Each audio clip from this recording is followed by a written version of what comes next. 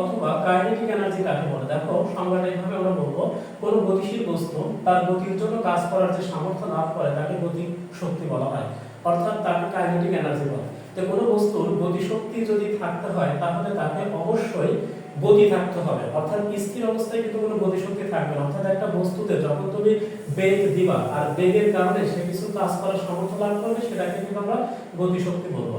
তো গতি শক্তিকে আমরা ই কে দ্বারা প্রকাশ করব।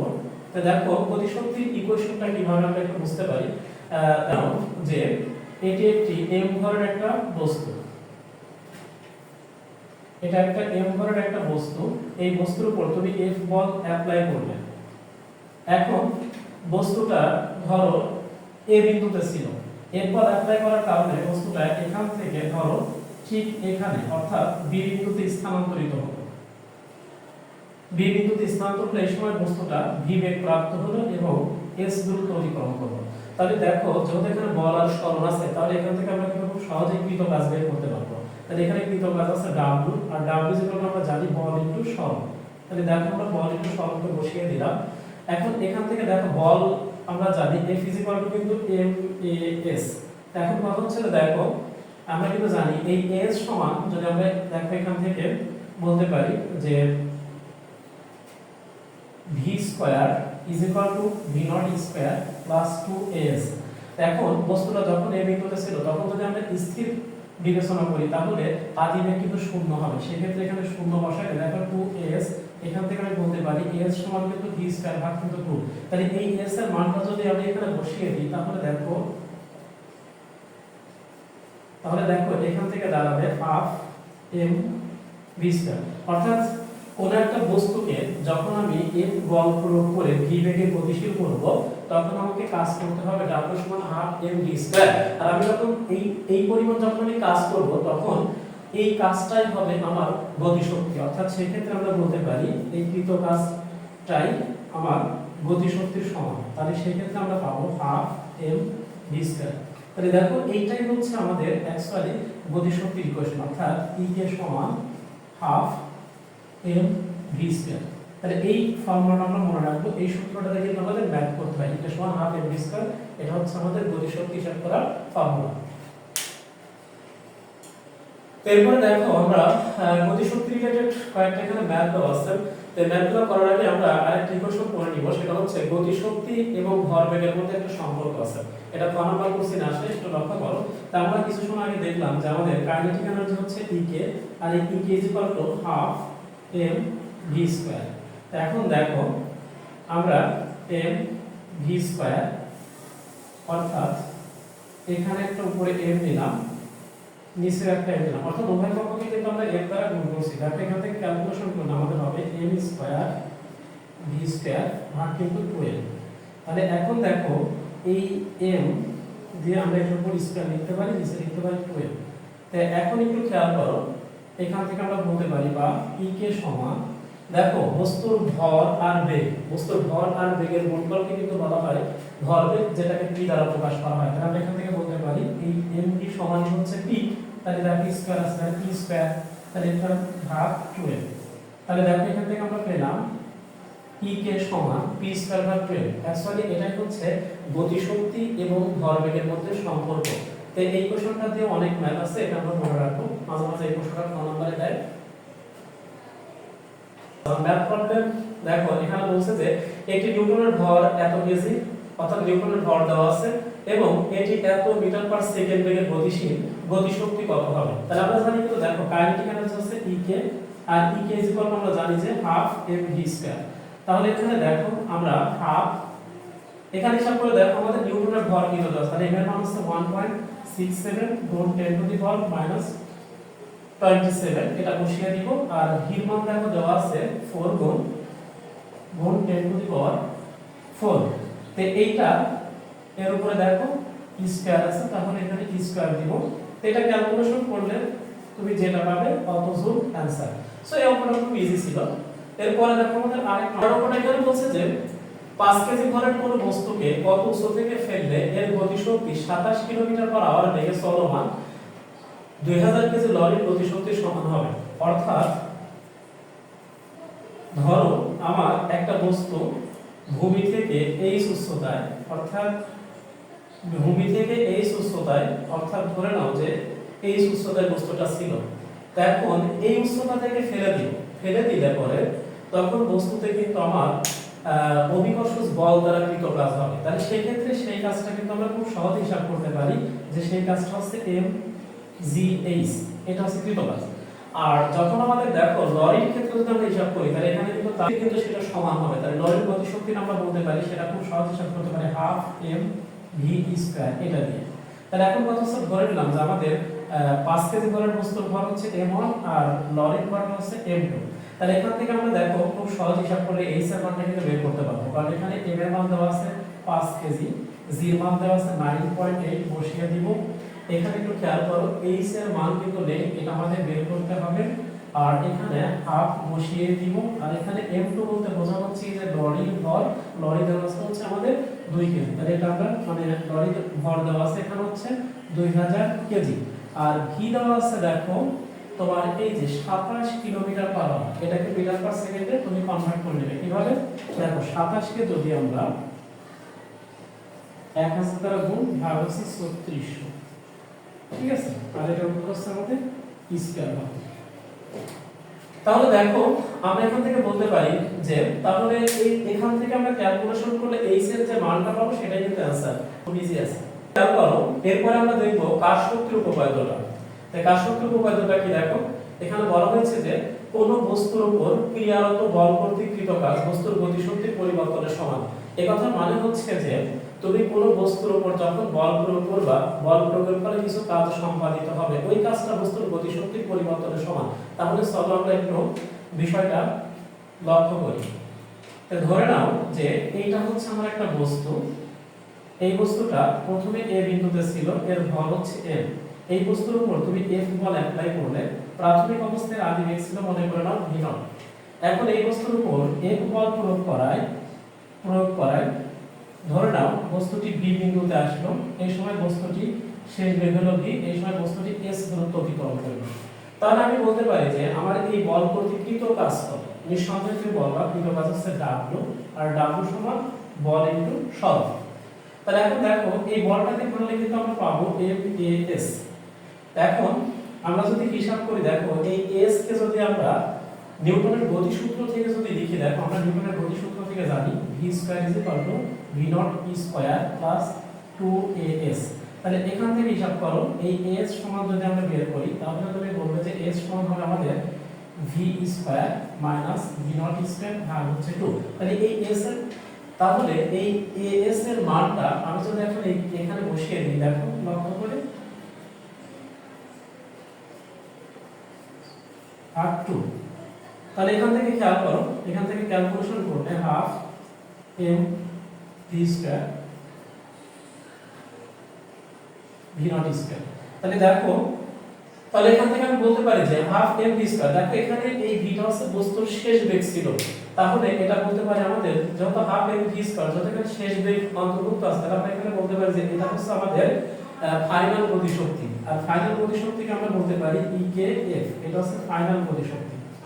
আর দেখো half m v not square যত এখানে আদি বেগ রিলেটেড আছে, তাহলে এটা আমরা বলতে পারি আমাদের প্রাথমিক অবস্থায় গতিশক্তি। আর প্রাথমিক অবস্থায় গতিশক্তিকে আমরা লিখব ek দিয়ে i।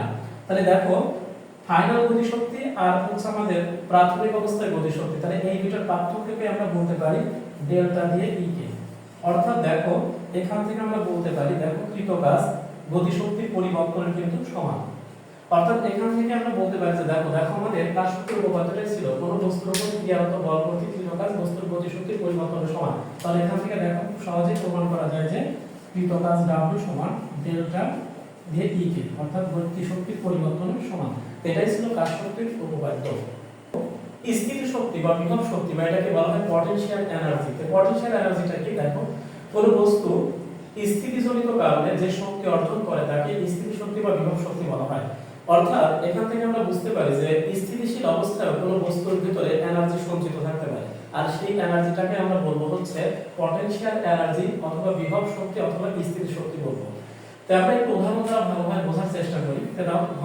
ধরে নাও যে এটা হচ্ছে m ভরের একটা বস্তু, তুমি এই বস্তুটাকে ভূপৃষ্ঠ থেকে ধরো এই উচ্চতায় উঠিয়ে এই সুস্থতায় উঠিয়ে রাখলে তাহলে তখন এই m ভরের বস্তুতে টোটাল যে এনার্জি সঞ্চিত থাকবে, দেখো বস্তুটা কিন্তু এই পয়েন্টে স্থির অবস্থায় আছে কিন্তু বস্তুটা এই সুস্থতা অতিক্রম করছে, তাহলে এখন এই সুস্থতায় বস্তুটাতে টোটাল যে এনার্জি অর্থাৎ মোট যে শক্তি থাকবে সেটাই হবে আমাদের পটেনশিয়াল এনার্জি। আর পটেনশিয়াল এনার্জি বা বিভব শক্তিকে ইপি দ্বারা প্রকাশ করা হয়, আর এই ইপি ইকুয়াল লেখা হয় mgh, অর্থাৎ বস্তুর ভর, অভিকর্ষ ত্বরণ এবং উচ্চতার উপর বিভব শক্তি নির্ভর করে। এটা বলবো যান্ত্রিক শক্তি নিত্যতা সূত্র। এটা খুবই ইম্পর্টেন্ট জিনিস। দেখো বলা হয়েছে কোন ব্যবস্থার উপর প্রযুক্ত নির্ভর শূন্য হলে ব্যবস্থাটির মোট শক্তি সংরক্ষিত থাকবে, অর্থাৎ বিভব শক্তি ও গতি শক্তির যোগফল সর্বদা সমান থাকবে। এখন যদি এখানে নির্বল শূন্য হয় তাহলে ব্যবস্থাটির কিন্তু মোট শক্তির কোনো পরিবর্তন হবে না, অর্থাৎ তোমার এখানে বিভব শক্তি এবং গতি শক্তির যোগফল সর্বদা একটা ধ্রুবক সংখ্যা পাবে। তো দেখো আমরা খুব সহজেই সূত্রটা বুঝতে পারি। ধরে নাও যে ধরো বস্তুকে ভূমি থেকে এই সুস্থতায় উঠিয়ে তুমি এ বিন্দুতে রাখলে, তাহলে এই যে m ভরের যে বস্তুটা, এই বস্তুটা কিন্তু এখন ধরো বস্তুটাকে এ বিন্দুতে রাখছো, এখন এই এ বিন্দুতে বস্তুটাতে যে এনার্জি হবে টোটাল এনার্জিটাই কিন্তু আমাদের হবে পটেনশিয়াল এনার্জি অর্থাৎ ইপি, আর এই ইপিটা হবে কিন্তু mgh। এখন আমি বলি আমাদের এই এ বিন্দুতে গতি শক্তি কত, তাহলে কাইনেটিক এনার্জির ইকুয়েশন কিন্তু আমরা জানি E আর এই E = ½ mv²। তো এখন খেয়াল করো ½ এখন এই পয়েন্টে কিন্তু দেখো এই বিন্দুতে বস্তুটা কিন্তু স্থির অবস্থায় আছে, তাহলে v এর মান কিন্তু 0, তাহলে এখন থেকে দেখো এখানে কিন্তু 0। তাহলে আমি এখন যদি বলি আমার এই বিন্দুতে টোটাল এনার্জি কত, তাহলে কিন্তু তুমি খুব সহজে বের করতে পারবা। এই বিন্দুতে টোটাল এনার্জি ধরো E এ, তাহলে E এর সমান আমাদের হবে হচ্ছে বিভব শক্তি এবং গতি শক্তির যোগফল। এখানে বিভব শক্তি পেয়েছো দেখো EP আর গতি শক্তি পেয়েছি না EK, তাহলে এই দুটোর যোগফল দেখো mgh + 0 = mgh। তাহলে দেখো এই বিন্দুতে টোটাল এনার্জি আমরা পেলাম mgh, তাহলে এখান থেকে আমরা বলতে পারি যে দেখো এই বিন্দুর টোটাল এনার্জি কিন্তু mgh। এবার ধরে নাও কিছু সময় পরে এই m ভরের বস্তুটা x দূরত্ব অতিক্রম করে b বিন্দুতে পৌঁছালো, তাহলে এই b বিন্দুতেও বিভব শক্তি এবং গতি শক্তির যোগফল কত সেটা আমরা একটু লক্ষ্য করব। এখন দেখো বস্তুটা ভূমি থেকে যদি আমরা বলি যে কত উচ্চতে আছে, তাহলে নিঃসন্দেহে h - x উচ্চতে আছে। এখন b বিন্দুতে আমরা বলি যে আমাদের এখানে বিভব শক্তি কত, b বিন্দুতে যদি আমরা এখানে গতি শক্তিটা হিসাব করি তাহলে এখানে দেখো কাইনেটিক এনার্জি কিন্তু ek, তাহলে ek কিন্তু আমরা বলতে পারি যে দেখো ½ mv²। কিন্তু দেখো বস্তুটা যখন এ বিন্দুতে ছিল তখন কিন্তু স্থির ছিল, তারপরে যখন নিচে পড়া শুরু করছে বস্তুর উচ্চতা কিন্তু কমছে, উচ্চতা কমার সাথে সাথে তার বিভব শক্তি কিন্তু কমতে থাকবে, ফলে গতি শক্তি কিন্তু বৃদ্ধি পেতে থাকবে, অর্থাৎ বি বিন্দুতে তুমি গতি শক্তি এবং বিভব শক্তি দুইটাই পাবে। এখন বি বিন্দুতে যখন বস্তুটা পৌঁছালো তখন তার বেগটা কত, সেই বেগটা কিন্তু আমাকে নির্ণয় করে নিতে হবে, সেই বেগটা হচ্ছে কিন্তু ভি বেগ। তাহলে ভি বেগের দিকে আমরা একটু খেয়াল করি। দেখো আমরা নিউটন স্যারের সূত্র অনুসারে জানি যে v² = v0² + 2gh হয়, তাহলে h এর জায়গায় আমরা কিন্তু লিখব x, কারণ বস্তুটা x দূরত্ব অতিক্রম করে কিন্তু d বিন্দুতে আসছে, তাহলে দেখো আমরা এখানে বসিয়ে দেব x।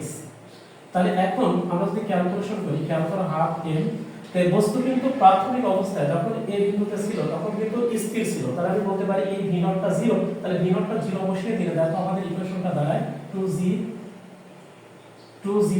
তাহলে দেখো এই টু কেটে যায়, তাহলে এখান থেকে আমি পাবো mgh, অর্থাৎ দেখো এইটাই হচ্ছে আমার বি বিন্দু। বি বিন্দুতে আমাদের গতি শক্তি হবে ek আর ek সমান হবে mgh। তো এখন আমরা বি বিন্দুতে পটেনশিয়াল এনার্জিটা বের করব, যে পটেনশিয়াল এনার্জিটা কত, অর্থাৎ বিভব শক্তি আমরা বি বিন্দুতে পটেনশিয়াল এনার্জি বের করি বিভব শক্তি, তাহলে সেটা কত, দেখো পটেনশিয়াল এনার্জিকে EP দ্বারা প্রকাশ করা হয়, আর এই EP আমরা জানি হচ্ছে mgh।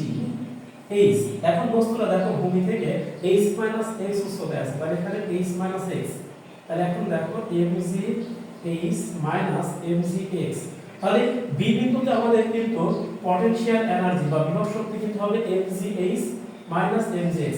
এখন হিসাব করি এই বি বিন্দুতে আমাদের টোটাল এনার্জি কত, অর্থাৎ বিভব শক্তি এবং গতি শক্তির যোগফল কত সেটা কিন্তু আমরা খুব সহজেই বের করতে পারি। তাহলে লক্ষ্য করো, তাহলে এখন দেখো বি বিন্দুতে টোটাল এনার্জি ধরে নিলাম যে ইবি, তাহলে এই ইবি সমান হবে এখানে ইকে প্লাস ইপি।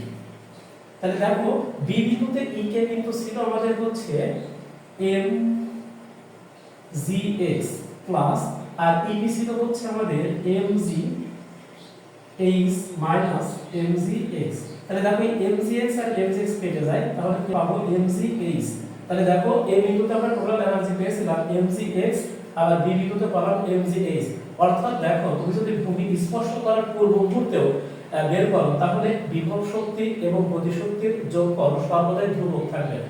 আর এটাকেই বলা হয় যান্ত্রিক শক্তির নিত্যতার সূত্র। এইভাবে আমরা যান্ত্রিক শক্তির নিত্যতার সূত্র থিওরিটা প্রমাণ করতে পারি। ক্ষমতা বা পাওয়ার জিনিসটা কি? দেখো কোনো ব্যক্তি, বস্তু অথবা উৎস প্রতি একক সময়ে যে পরিমাণ কাজ করতে পারে তাকে তার ক্ষমতা বলা হয় অথবা পাওয়ার বলে। তাই ধরে নাও যে আমার কোন একটা উৎস বা ব্যক্তি বা বস্তু টি সময়ে ডাব্লিউ পরিমাণ কাজ করতে পারে, তাহলে সে একক সময়ে কাজ করবে ডাব্লিউ ভাগ টি। তাহলে দেখো অ্যাকর্ডিং টু ডেফিনিশন সংজ্ঞাতে আমরা পড়লাম যে কোনো ব্যক্তি, বস্তু অথবা উৎস একক সময়ে যে পরিমাণ কাজ সম্পাদন করতে পারে তাকে কিন্তু আমরা বলি হচ্ছে ক্ষমতা বা পাওয়ার। তাহলে ডেফিনিশন অনুসারে আমরা বলতে পারি ক্ষমতা হচ্ছে পি, পাওয়ার এজন্য P is equal two W ভাগ টি। তাহলে এটা হচ্ছে ক্ষমতার কিন্তু ফান্ডামেন্টাল একটা সূত্র। এখন কথা হচ্ছে আমরা লক্ষ্য করব যে ক্ষমতার একক কি এবং এর মাত্রা সমীকরণ কি। দেখো ক্ষমতা পি সমান দেখো ডাব্লিউ ভাগ কিন্তু টি পেলাম। তাহলে এখন কথা হচ্ছে আমরা জানি কাজের একক জুল আর সময়ের একক হচ্ছে সেকেন্ড। তাহলে এখান থেকে ক্যালকুলেশন করলে তুমি পাবে জুল পার সেকেন্ড। তাই ক্ষমতার একক কিন্তু জুল পার সেকেন্ড। এই জুল পার সেকেন্ডকে একত্রে বলা হয় ওয়াট, যাকে ডাব্লিউ দ্বারা প্রকাশ করা হয়। অর্থাৎ এই ক্ষমতার একক হচ্ছে ওয়াট, অর্থাৎ জুল পার সেকেন্ডের মধ্যেই কিন্তু ওয়াট লুকায়িত আছে। তো এখন কথা হচ্ছে ক্ষমতার মাত্রা সমীকরণটা কি সেটা আমরা একটু লক্ষ্য করব। দেখো ক্ষমতা P ইজ ইকুয়াল টু কিন্তু W ভাগ T পেলাম। তাহলে এখন এখান থেকে কিন্তু আমরা খুব সহজেই বলতে পারি যে দেখো যখন মাত্রা সমীকরণ কোন একটা রাশি বের করব তখন আমাদেরকে মৌলিক রাশিতে কনভার্ট করে নিতে হয়। আমরা এই P-টাকে মৌলিক রাশিতে কনভার্ট করে নিব। দেখো কাজকে ভাঙলে আমরা জানি বল ইনটু সরণ পাওয়া যাবে, আর এখান থেকে T। বলকে ভাঙলে আমরা পাবো M A ভাগ কিন্তু T। এখন লক্ষ্য করো এখানে m দ্বারা বোঝায় মাস, মাস মানে কিন্তু ভর, আর ভরের মাত্রা সমীকরণ আমরা জানি যে বড় হাতের m লিখতে হয়। আর a হচ্ছে এক্সেলারেশন বা ত্বরণ, যার মাত্রা হচ্ছে l t ইনভার্স -2। আর s দ্বারা সরণকে বোঝায়, সরণ হচ্ছে একটা লেন্থ বা দৈর্ঘ্য, এটাকে আমরা l দ্বারা লিখব। তাহলে এখান থেকে ক্যালকুলেশন করলে দেখো টাইম t, তাহলে এখান থেকে আমরা একটা t পাবো। তাহলে দেখো l স্কয়ার t ইনভার্স -3। তাহলে এটাই হচ্ছে আমাদের ক্ষমতার মাত্রা সমীকরণ। ক্ষমতা P সমান পেলাম W ভাগ T। তো এখন কথা হচ্ছে যে এই W কে ভাঙলে দেখো বল ইনটু সরণ পাওয়া যায়। তাহলে এখান থেকে আমি বলতে পারি দেখো F ইনটু S ভাগ T। তাহলে আমরা জানি S হচ্ছে সরণ, সরণকে সময় দ্বারা ভাগ করলে কিন্তু ভেলোসিটি বা বেগ পাওয়া যায়। তাহলে এখানে F ইনটু V।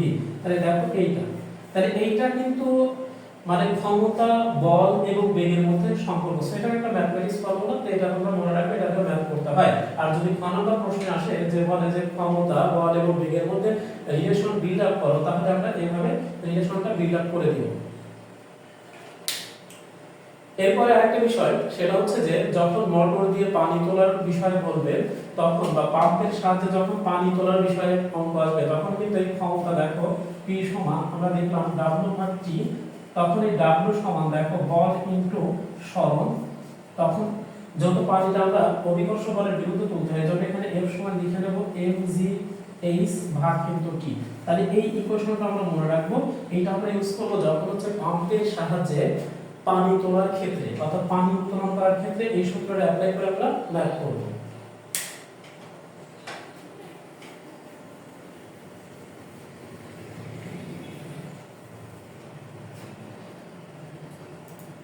জিনিসটা কি, কোন যন্ত্র থেকে দ্রব্য কার্যকর শক্তি অথবা ক্ষমতা এবং মোট সরবরাহিত শক্তি অথবা ক্ষমতার অনুপাতকে কর্মদক্ষতা বলা হয়। অর্থাৎ কর্মদক্ষতাটা হচ্ছে তুমি একটা যন্ত্র থেকে বা কোনো একটা উৎস থেকে যে পরিমাণ শক্তি অথবা ক্ষমতা তুমি লাভ করবে সেটা, এবং ওই যন্ত্রটা বা ওই উৎসটাকে পরিচালনা করার জন্য বাইরে থেকে তুমি যে এনার্জি অথবা পাওয়ার সাপ্লাই করবে, এই দুটোর অনুপাতকে কিন্তু আমরা বলবো হচ্ছে এফিসিয়েন্সি অথবা কর্মদক্ষতা। এখন কথা হচ্ছে কর্মদক্ষতাকে ইটা দ্বারা প্রকাশ করা হয়, একটু লক্ষ্য করো, কর্মদক্ষতাকে ইটা দ্বারা প্রকাশ করা হয়। আর এই ইটা ইজ ইকুয়াল টু আমরা বলতে পারি যে আউটপুট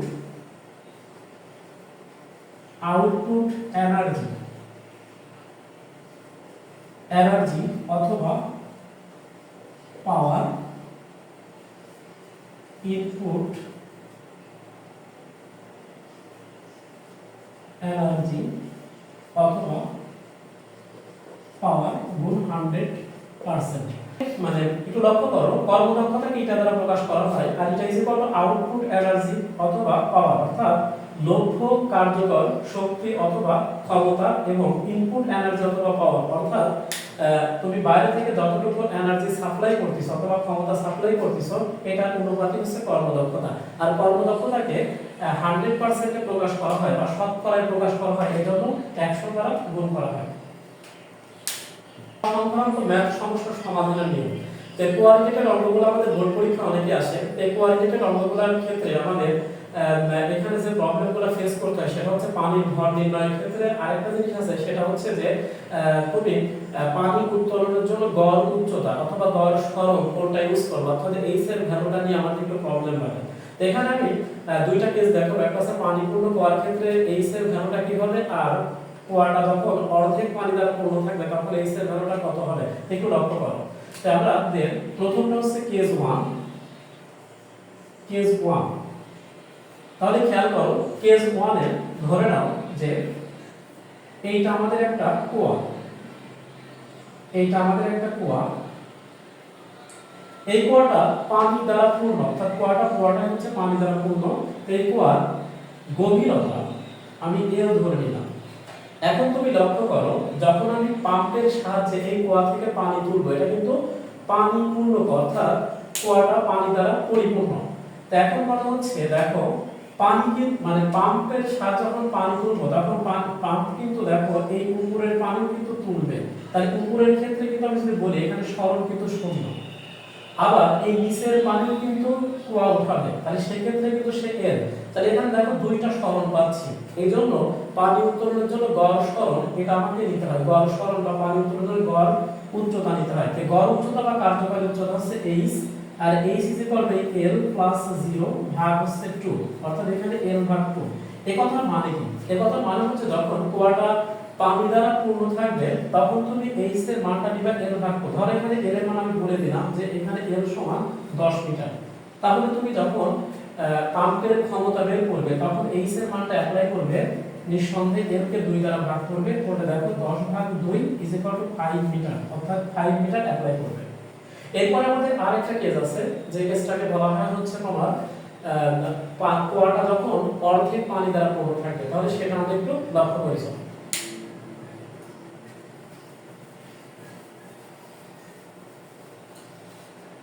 তাহলে লক্ষ্য করো, এটা আমরা কেস 2 তে আলোচনা করব। তো কেস 2 তে আমরা যেটা আলোচনা করব সেটা হচ্ছে কুয়াটা অর্ধেক পানি দ্বারা পূর্ণ। তো তুমি এখন বিবেচনা করে নাও, কুয়াটা এখন অর্ধেক পানি দ্বারা পূর্ণ, তাহলে গড় উচ্চতা বা গড় সরণ কত হবে? তো এখন আমি ধরে নিলাম যে এই কুয়ার গভীরতা হচ্ছে l। তো এখন কথা হচ্ছে দেখো আমাদের পানি আছে কিন্তু অর্ধেক, অর্থাৎ এখান থেকে আমি যেটা বলি সেটা দেখো যে পানি আছে কিন্তু হচ্ছে পানি l ভাগ 2 এটাতে আছে কিন্তু। তো দেখো আমি যখন পাম্পের সাহায্যে এই কুয়া থেকে পানি উত্তোলন করব তখন পাম্পটি এই উপরের পানিটাও কিন্তু তুলবে। তাহলে এখন যদি আমি বলি এই উপরের যে অংশটুকু আছে সেটার জন্য যদি আমি বলি তাহলে উচ্চতাটা কিন্তু দেখো হবে তোমার l ভাগ কিন্তু 2 হবে। আবার এই নিচের পানিটাও কিন্তু পাম্পের সাহায্যে আমাকে তুলতে হবে, তাহলে সেই ক্ষেত্রে কিন্তু আমাদের সরণ হবে l এর সমান, অর্থাৎ কুয়ার গভীরতা সমান। তাহলে এই ক্ষেত্রে আমাদের যদি গড় উচ্চতা বিবেচনা করা যায় h, তাহলে h সমান কিন্তু আমাদের হবে এখানে l প্লাস l ভাগ কিন্তু 2, আর এখান থেকে 2 দ্বারা ভাগ। এখন কথা হচ্ছে দেখো এটা যদি আমরা ক্যালকুলেশন করি তাহলে কিন্তু এখান থেকে আমরা পাবো, দেখো এখান থেকে আমরা পাবো 12 প্লাস l, ক্যালকুলেশন করলে 3l ভাগ কিন্তু 4 আসবে। তো দেখো এই ক্ষেত্রে আমাদের h এর মানটা কিন্তু আমাদের নিতে হবে তোমার h সমান কিন্তু দেখো তাহলে আমাদের হবে 3l ভাগ 4। এখন l এর মান যা দেওয়া থাকবে তুমি সেটা বসাইলে, ধরো আমাদের এখানে l সমান দেওয়া আছে 20 মিটার। তাহলে আমাদের এইচ হবে দেখো 3l ভাগ 4, অতএব l এর মান দেখো 20 বসিয়ে দিব, 4 5 20, অর্থাৎ l সমান কিন্তু 15 মিটার, মানে h সমান কিন্তু 15 মিটার। অর্থাৎ পানি উত্তোলনের জন্য আমাদের গড় উচ্চতা h এর ধারণ কিন্তু নিতে হবে 15 মিটার। 15 মিটার দিয়ে কিন্তু আমাকে অঙ্কটা করতে হবে।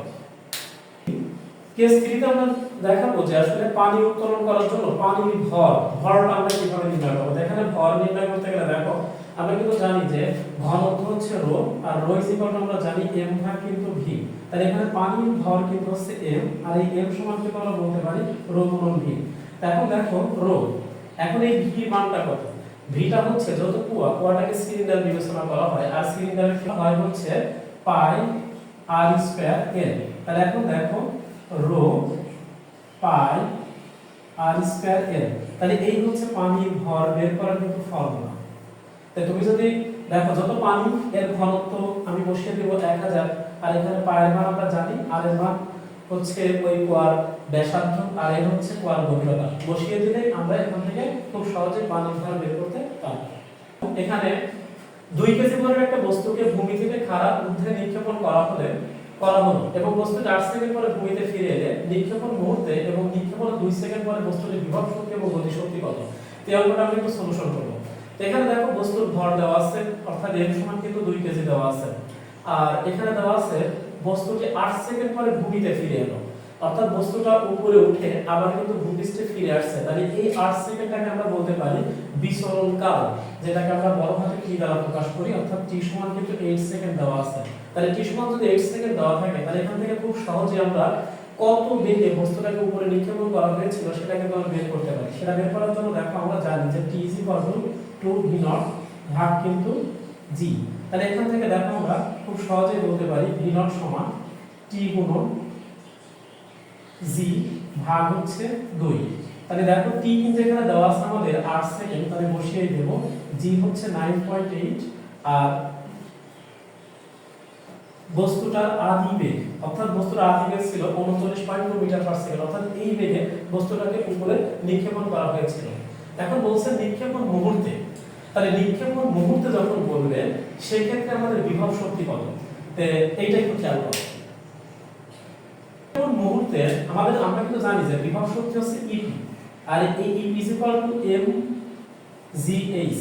তো দেখো এখানে বস্তুর ভর কিন্তু দেওয়া আছে, এই যে 2 কেজি দেওয়া আছে, এখানে 2 কেজি বসিয়ে দেব, g হচ্ছে 9.8, আর h এর মান দেখো বস্তুটাকে যখন আমি উপরে নিক্ষেপণ করছি নিক্ষেপণ মুহূর্তে আমাদের এই উচ্চতাটা শূন্য হয়।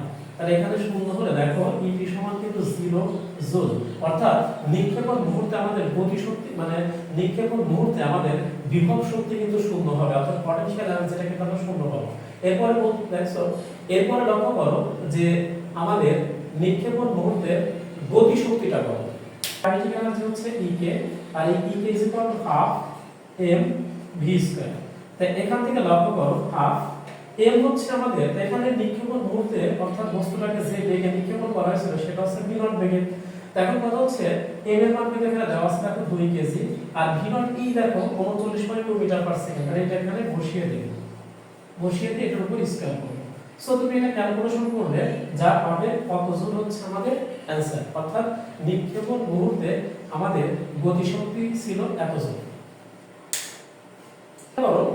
এখান থেকে আরেকটা প্রশ্ন করছে যে 2 সেকেন্ড পরে বস্তুটির বিভব শক্তি কত? তাহলে 2 সেকেন্ড পরে যদি আমি বিভব শক্তি বের করতে চাই, তাহলে আমাকে দেখতে হবে 2 সেকেন্ড পরে বস্তুটি ভূমি থেকে কত উচ্চতে উঠছে, তাহলে সেটা অর্থাৎ উচ্চতাটা আমাকে বের করে নিতে হবে। জানি যে শেষ বেগ হচ্ছে v, আর v = v0 - gt। তাহলে দেখো বস্তুটাকে 39.2 মিটার পার সেকেন্ড আদি বেগে নিক্ষেপণ করা হয়েছে, তাহলে এখানে আমরা v0 এর মান বসিয়ে দেব 39.2, g হচ্ছে 9.8, আর t হচ্ছে 2 সেকেন্ড। এটা ক্যালকুলেশন করব। তাহলে দেখো 2 সেকেন্ড পরে বস্তুর শেষ বেগ হবে হচ্ছে 19.6 মিটার পার সেকেন্ড। তাহলে সহজে বলতে পারি 2 সেকেন্ড পরে আমাদের গতি শক্তি কত হবে। দেখো গতি শক্তি হচ্ছে EK, আর EK = half mv²। তাহলে দেখো এখানে half m আমাদের দেওয়া আছে, দেখো m দেওয়া আছে হচ্ছে 2 কেজি, তাহলে এখানে বসিয়ে দেব, আর 2 সেকেন্ড পরে আমাদের বেগ হবে হচ্ছে এই বেগটা, তাহলে এই বেগটা আমরা বসিয়ে দেব 19.6, এটার উপর স্কয়ার করব। তাহলে এখান থেকে ক্যালকুলেশন করলে যা হবে কত জুল হচ্ছে আমাদের 2 সেকেন্ড পরে গতিশক্তি। এবার 2 সেকেন্ড পরে আমাদের বিভব শক্তি কত, এই ক্ষেত্রে আমাদের ফার্স্টে উচ্চতাটা নির্ণয় করে নিতে হবে। তাহলে লক্ষ্য করো এখন আমরা 2 সেকেন্ড পরে কত উচ্চতা অতিবাহিত করে সেটা বের করব। তাহলে AC এখন আমরা জানি গতি সমীকরণ থেকে পরন্ত বস্তুর সূত্র থেকে দেখো AC v0t ½ gt স্কয়ার। তো দেখো v0 এটা ছিল আদি বেগ 39.2, t হচ্ছে 2 সেকেন্ড, g হচ্ছে 9.8 আর t এর মান হচ্ছে 2 সেকেন্ড। তাহলে দেখো এটা ক্যালকুলেশন করব। তাহলে দেখো আমরা ক্যালকুলেশন করলে এখান থেকে h এর ভ্যালুটা পাবো 58.8 মিটার। এর কথা মানে হচ্ছে যে 2 সেকেন্ড পরে বস্তু আমার এই উচ্চতায় উঠবে। তাহলে এই ক্ষেত্রে এবার পটেনশিয়াল এনার্জি কত, সেই ক্ষেত্রে EP সমান আমরা জানি mg h। তাহলে দেখো এখানে m এর মান হচ্ছে 2 কেজি বসিয়ে দেব, g হচ্ছে 9.8 আর h হচ্ছে 58.8। তাহলে এটা ক্যালকুলেশন করলে যা হবে आंसर হবে তত জুল। তো এটা হচ্ছে আমাদের অঙ্কটা ছিল আর কি, অঙ্কটা ইম্পর্টেন্ট ছিল। 60 মিটার উচ্চতা থেকে একটি বস্তুকে বিনা বাধায় পড়তে দিলে ভূমি হতে কত উচ্চতায় এর বিভব শক্তি গতি শক্তির অর্ধেক হবে। তো এই অঙ্কটা খুব ইম্পর্টেন্ট, এই অঙ্কটা আমরা সলিউশন করব।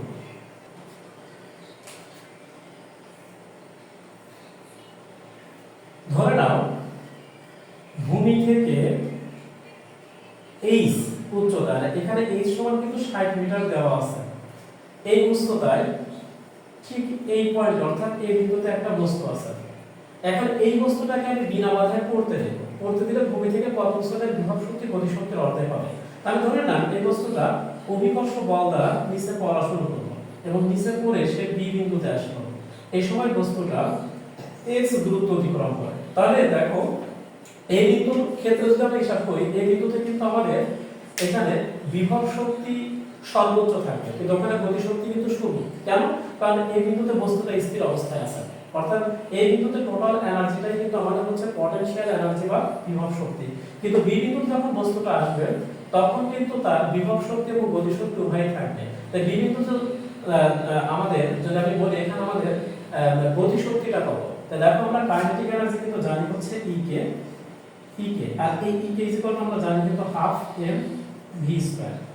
তাহলে একটু লক্ষ্য করো, তো এখানে আমাদের m টাকে বসিয়েই দিলাম, এবার v, তো v হচ্ছে কিন্তু শেষ বেগ। এই বস্তুটা কিন্তু যখন এই বিন্দুতে ছিল তখন কিন্তু স্থির অবস্থায় ছিল, তারপর এখান থেকে নিচের দিকে পড়া শুরু করছে, ফলে বস্তুটাতে একটা বেগের সঞ্চার হয়েছে। তাহলে b বিন্দুতে আসার ফলে তখন সে কত বেগ প্রাপ্ত হতে পারে সেটা কিন্তু নিউটন স্যারের সূত্র অনুসারে খুব সহজে বের করা যায়। অর্থাৎ v স্কয়ার জায়গায় আমরা লিখতে পারি দেখো v0 স্কয়ার প্লাস কিন্তু 2g h, আর h এর জায়গায় কিন্তু আমরা লিখব দেখো x, কারণ বস্তুটা x উচ্চতা নিচে নামছে, তাহলে x দূরত্ব নিচে নামছে আর কি, তাহলে এখানে বসিয়ে দেব। তাহলে দেখো এখানে v স্কয়ার সমান v0 square plus 2g x লিখলাম। তো নয় তুমি এটা বুঝতে পারছো। এখন খেয়াল করো এখান থেকে হাফ m রেখে দিব।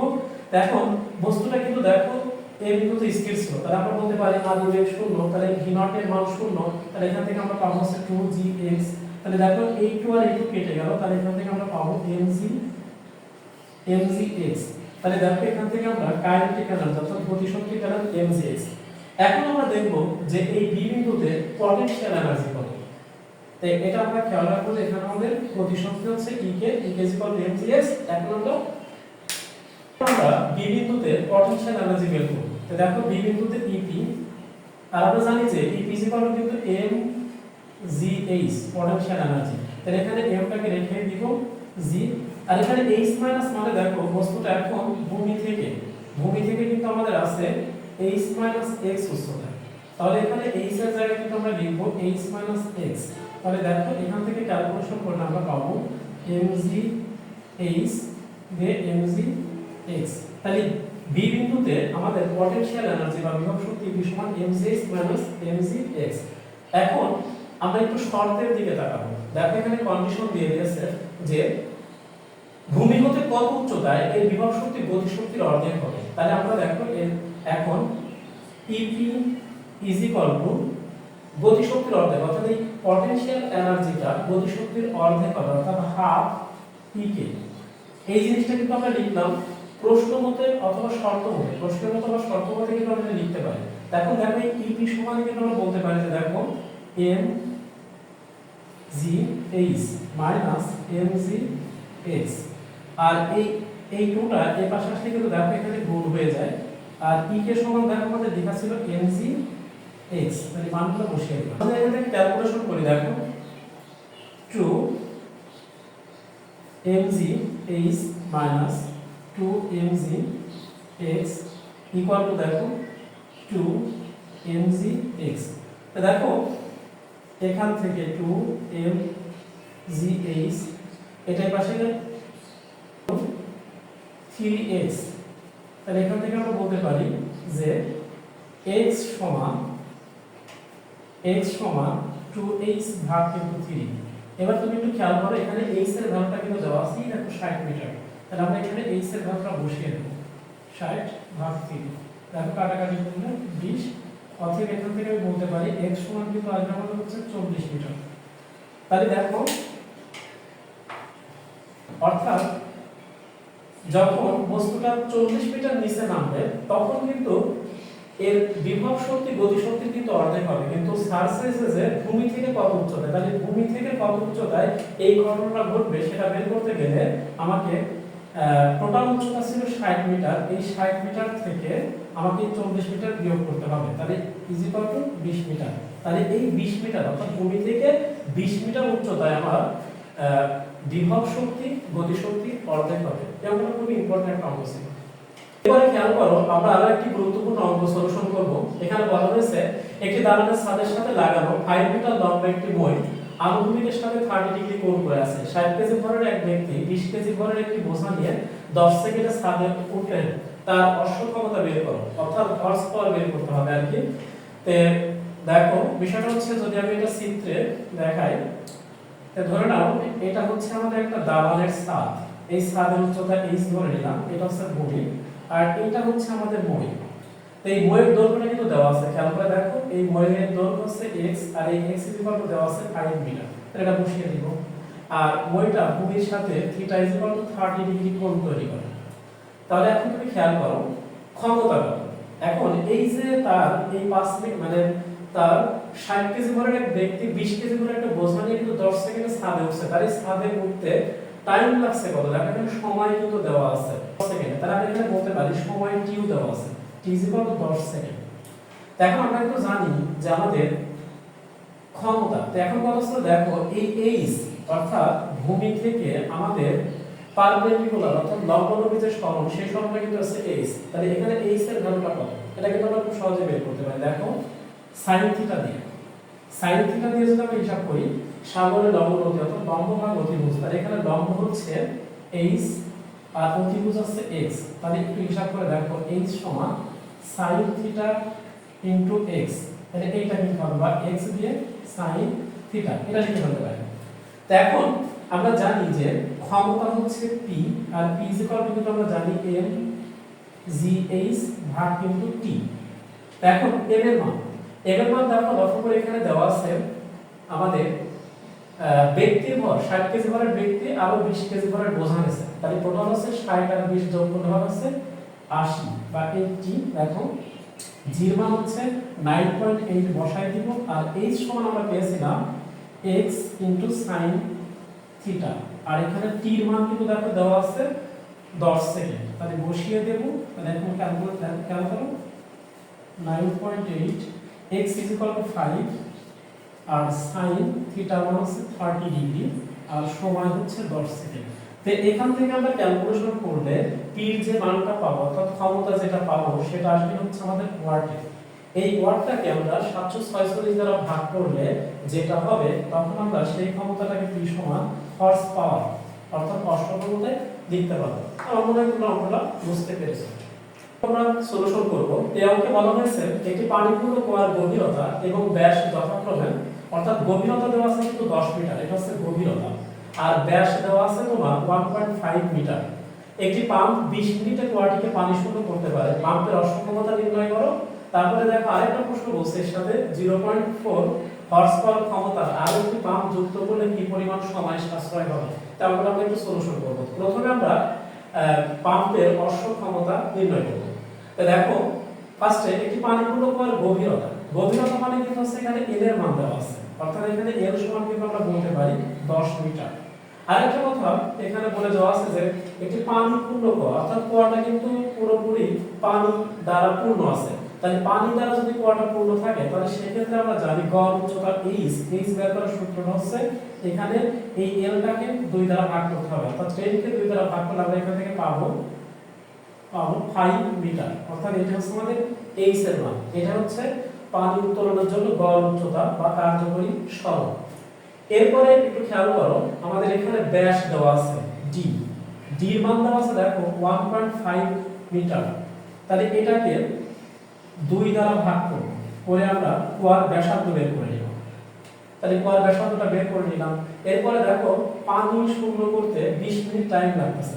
তাহলে এখানে আমরা বলতে পারি টি এর মান দেওয়া আছে, তাহলে টি 20 মিনিট, এটা 60 দ্বারা গুণ করে আমরা সেকেন্ডে কনভার্ট করে নিব। তাহলে এই ক্ষেত্রে আমাদের ক্ষমতা পি সমান কত? তাহলে দেখো আমরা জানি ক্ষমতা পি সমান আমরা জানি যে এম জি এইচ ভাগ হচ্ছে টি। এখন কথা হচ্ছে এখানে এম এর মান কিন্তু আমরা জানি না, কিন্তু এম এর মান আমি বলছিলাম যে এটা বের করতে গেলে আমরা রো পাই আর স্কয়ার এল, আর জি হচ্ছে আমরা রেখে দিব, এইচ এর মানটা আমরা জানি সেটা হচ্ছে এখানে এইচটা এভাবে রেখে দিব, এখানে টি। এখন একটু খেয়াল করো, এখানে রো হচ্ছে পানির ঘনত্ব, পানির ঘনত্ব হচ্ছে 1000, তাহলে আমরা এখানে 1000 লিখব। পাই হচ্ছে 3.1416 লিখে দেব। আর ব্যাসার্ধ হচ্ছে এই যে এখান থেকে 1.5 কে 2 দ্বারা ভাগ করব, ভাগ করে যা হবে সেটা আমরা এখানে বসিয়ে দেব। বসিয়ে দিয়ে জি হচ্ছে 9.8 বসাবো, এইচ হচ্ছে তোমার 5 মিটার বসাবো। বসানোর পর টি এর মান বসিয়ে দেব হচ্ছে তোমার 20 গুণ অর্থাৎ 1200 সেকেন্ড, এটা বসিয়ে দেব। বসিয়ে দেওয়ার পর ক্যালকুলেশন করলে যেটা আমরা পাবো সেটাই হবে পাম্পের ক্ষমতা, কিন্তু সেই ক্ষমতাটা কিন্তু আমাদের আসবে হচ্ছে ওয়াটে। তারপরে এই ক্ষমতাটাকে যদি আমরা হর্স পাওয়ারে কনভার্ট করতে চাই তাহলে 746 দ্বারা এটাকে আমরা ভাগ করে নিব, তাহলে আমরা এটা হর্স পাওয়ারটা কিন্তু পাবো। তাহলে প্রথম অঙ্কটা আমি আশা করি তোমরা বুঝতে পারছো, মানগুলো বসে ক্যালকুলেশন করলে অ্যানসার পাবে। এরপর এই অঙ্কেরই দ্বিতীয় পার্টটা খেয়াল করো, এখানে বলছে 0.4 হর্স পাওয়ার ক্ষমতা আর একটি পাম্প যুক্ত করলে কি পরিমাণ সময় সাশ্রয় হবে। এখানে কোনো কিছুই নয়, তুমি জাস্ট এখানে প্রথমে পাম্পের কিন্তু ক্ষমতা বের করছো, সেই ক্ষমতাটা ধরো আমি ধরে নিলাম যে ওই ক্ষমতাটা P1 ক্ষমতা, তো ওখান থেকে যে ক্ষমতাটা তুমি পাবে সেটা হর্স পাওয়ারে পাবে, মানে যে ক্ষমতাটা পাবে সেটা কিন্তু হর্স পাওয়ারে পাবে।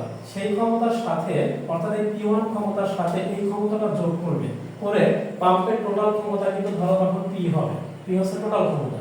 এই টোটাল ক্ষমতাকে হর্স পাওয়ারে বের করার পরে তুমি কি করবে, সেটাকে 746 দ্বারা গুণ করে ওয়াটে কনভার্ট করে নেবে ক্ষমতাটাকে। তাহলে এটাই করার পর তুমি সূত্র অ্যাপ্লাই করবে যে ক্ষমতা P সমান m জি এইচ ভাগ হচ্ছে টি। এখানে m এর মান সেম রাখবা, g এর মান 9.8 যা ছিল তাই, এইচ ও সেই সেমই, কিন্তু এখানে টিটা পরিবর্তন, মানে টিটাই আমরা কিন্তু এখান থেকে বের করব। সেই ক্ষেত্রে টি ছিল হচ্ছে 1200 সেকেন্ড, কিন্তু এখানে টি মান আমরা বসাবো না, টিটা বের করব, আর পি হচ্ছে ওই টোটাল যে মোটরের ক্ষমতা বা পাম্পের যে ক্ষমতা সেটা বসাবো। বসালে পর এখান থেকে আমরা টি পাবো না, তাই টিটা যেটা পাবো না সেটা আমাদের মধ্যে সেকেন্ডে, তাই সেকেন্ডে আসার পরে সেটাকে আমরা 60 দ্বারা ভাগ করে মিনিটে কনভার্ট করে নিব। কনভার্ট করে নিয়ে দেখবো আগের সময় থেকে পরের সময়টা বিয়োগ করলে কতটুকু সময় সাশ্রয় হয়েছে সেটা আমরা খুব সহজে বের করতে পারবো। তাহলে মনে হয় তোমরা এই অঙ্কটা এখন বুঝতে পেরেছো।